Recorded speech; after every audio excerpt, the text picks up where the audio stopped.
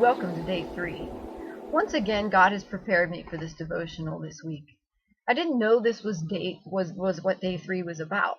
I just felt like I should pick it up and take a look at it. It's one of those times when you get the chills because this week's sermon at church was about healing, and then I'm taking 2 classes and we covered physical afflictions manifesting as a result of spiritual health.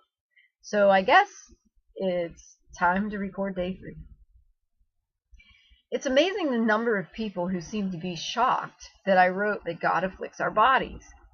Some say it isn't scriptural, but it is. I challenge you to take a look at a few people in the Bible, and here's a few names you can look up. Saul, who became Paul, David, Nebuchadnezzar, and the Israelites that Moses led out of captivity, just to name a few. Sometimes our afflictions are just consequences of choices made by us or someone else, and sometimes it's just because of the world we live in.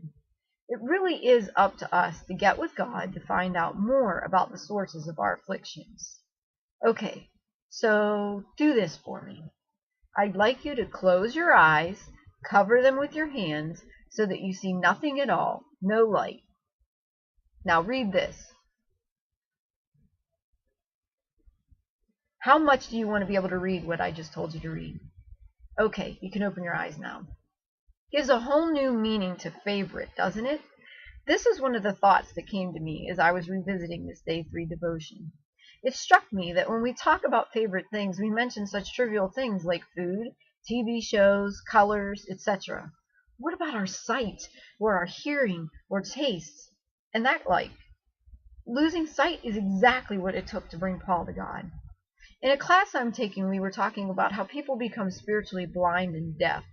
They walk in a way for so long, turning a deaf ear to what God is speaking to them, and refuse to see what they are doing is wrong, to the point that they become blind and deaf spiritually. We talked about how their needs for control plays a role in this as well. What is wrong seems right to them. Isn't that exactly what was going on with Saul before he became Paul? I'm sure you can think of a few people in your life that are like that right now, but we aren't talking about them. We're talking about you. Examine this. Is this you? If you're blind or deaf, would you even really know it was you?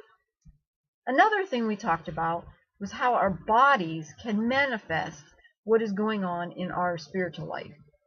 That sometimes when people become spiritually, emotionally, or mentally healed, many other physical symptoms go away as well.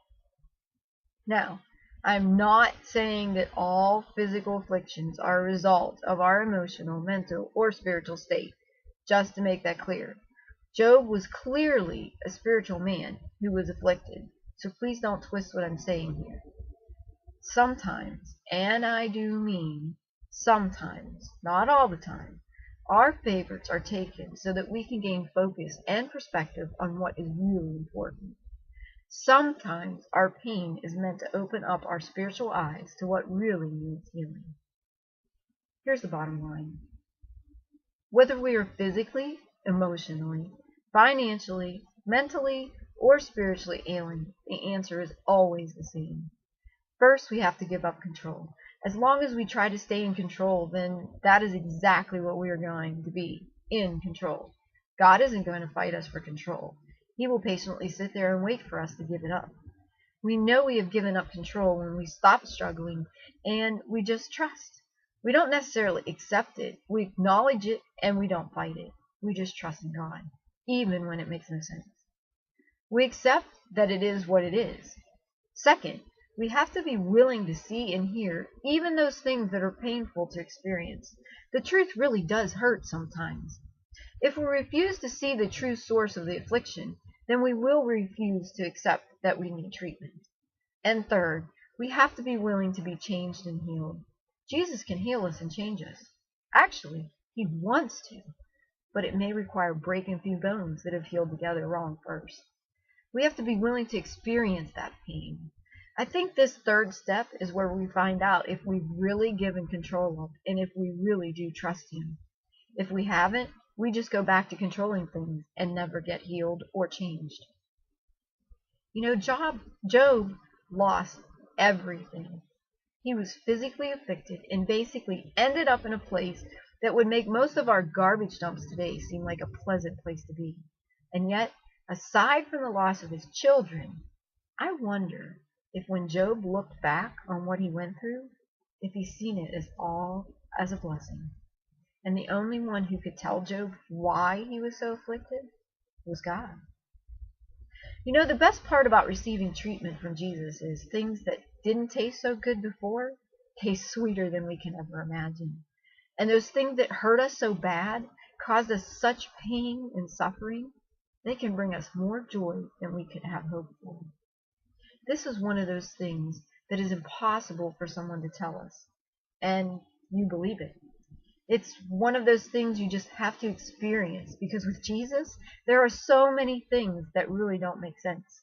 The poor are rich, the lesser are the greater, the servant is the master, and a loss is a gain. It just doesn't make sense until you experience it.